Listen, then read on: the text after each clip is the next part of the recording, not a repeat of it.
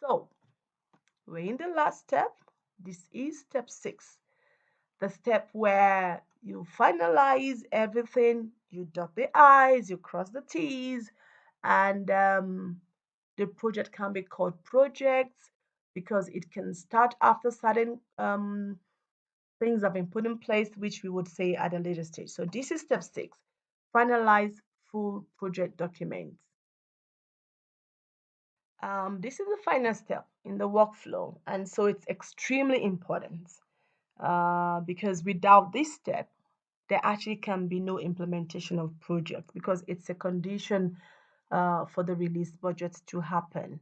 So the objective of this final step is to have a complete project document that is in line with the UN Habitat policy, UN Habitat requirements, and quality criteria, and to have a project document that acts as a base document against which the progress of the project, the issues and ongoing viability of the project can be assessed.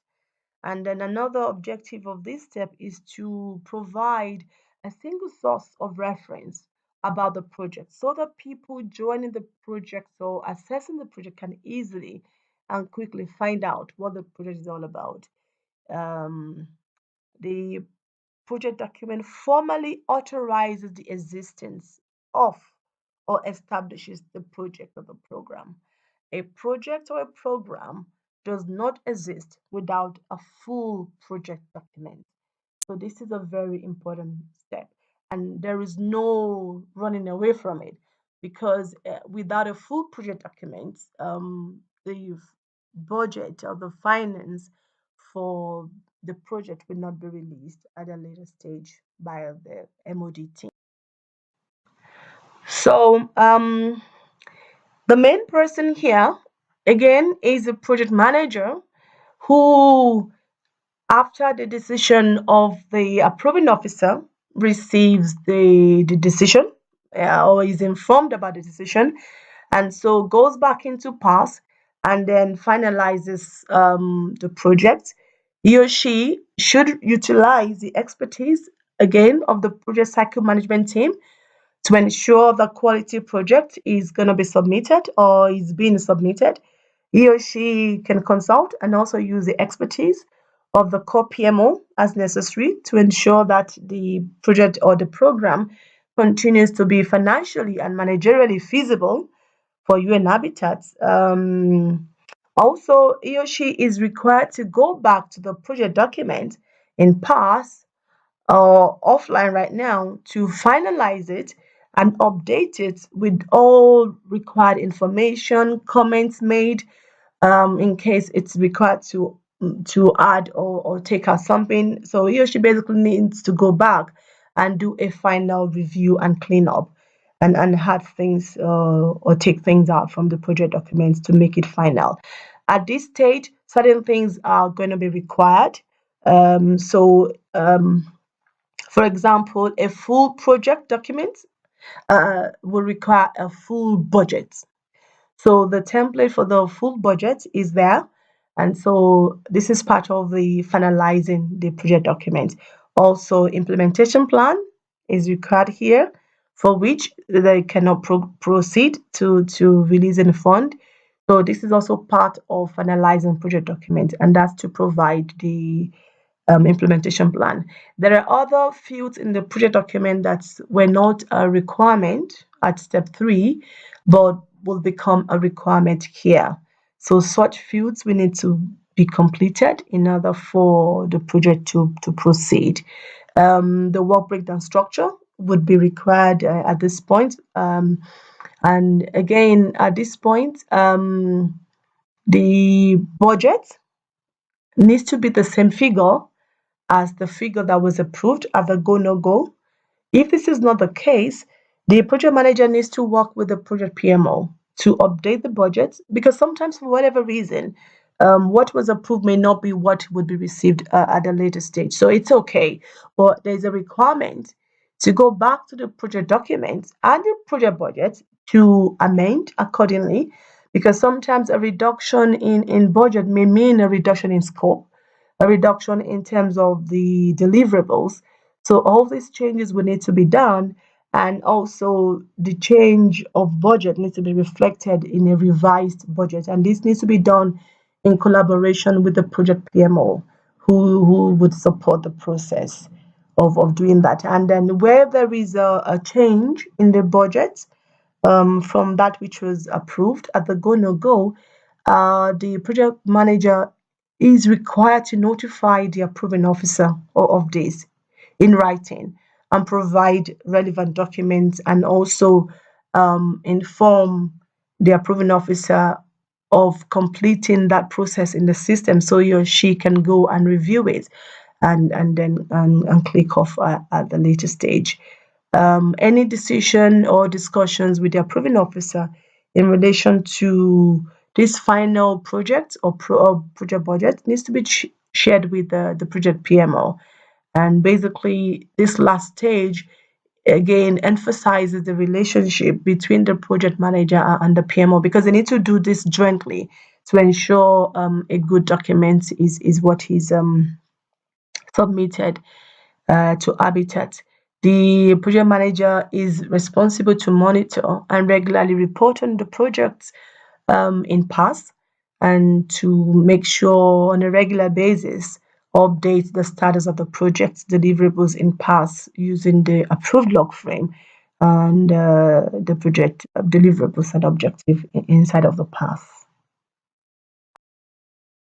Um, in terms of the final checks and balances, the designated co-PMO, who is acting on behalf of the director MOD, will need to review the final project document and the project budget to ensure that it continues to be financially feasible and managerially feasible, and would also review the status of the project in past for later release of budgets. So now it depends on the threshold of the amount, depends on the value of the project. If the project value is over 3 million, it's actually the director MOD who will do this final uh, financial feasibility review. So at this stage, after a project document has been finalized, and that's what we had discussed before, that is, all the fields that were not required at step 3 have been completed, all necessary changes have been completed, the budget has been updated to reflect the actual amount or any changes, there will be another financial feasibility review, so that the co-PMO can ensure that whatever changes has been made does not change the fact that the project remains feasible for UN Habitat. The designated system for this step is envisioned to be the PASS, but currently it's through the full project document template that is available on Habnet. The project budget, which is available in Excel and will be available in the PASS workflow system. So your output at this stage will have a fully completed project document, including a final project budget with no required element uncompleted.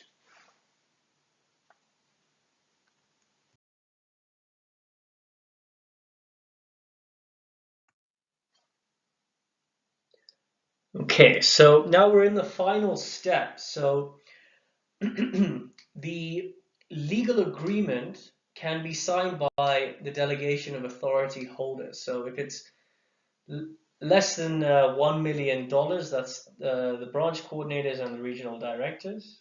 Otherwise, it's Director Management and Operations Division.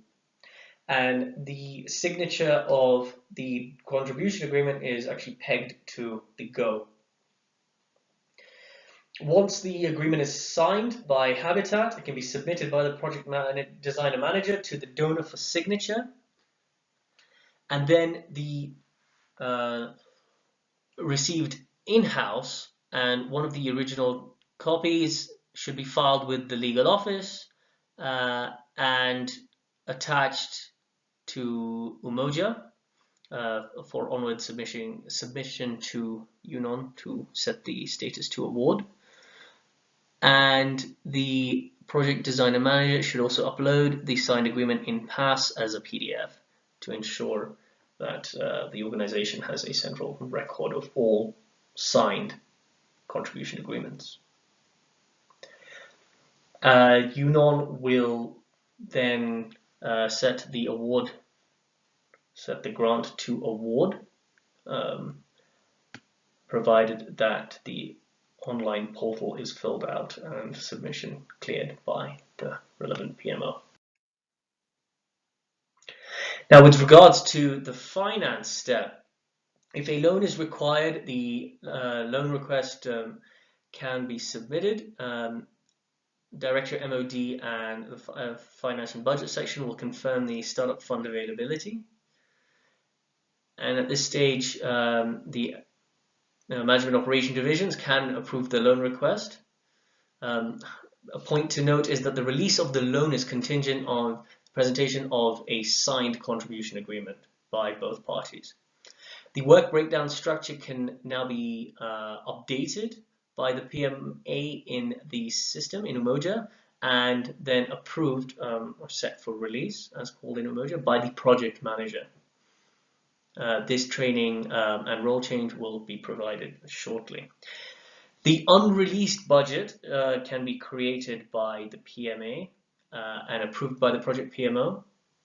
The cash association to the grant will be verified by a finance and budget section, and the released budget to be created by the PMA based on the amount of cash received or loan received, and then the released budget will then be approved by finance and budget section. Once the released budget is approved, this now signifies that the funds are now available for project implementation. You can now proceed.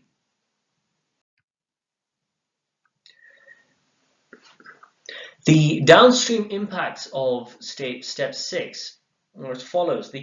A quality project document is fundamental to an efficient and effective implementation, monitoring, control, reporting, and evaluation of the project and program. As mentioned earlier in the previous slide, once a grant is set to award, the accounts receivable number is generated by Umoja and should be provided to donor to facilitate the cash application to the grant. And also a well-designed work breakdown structure will facilitate reporting to the donor and for the organization.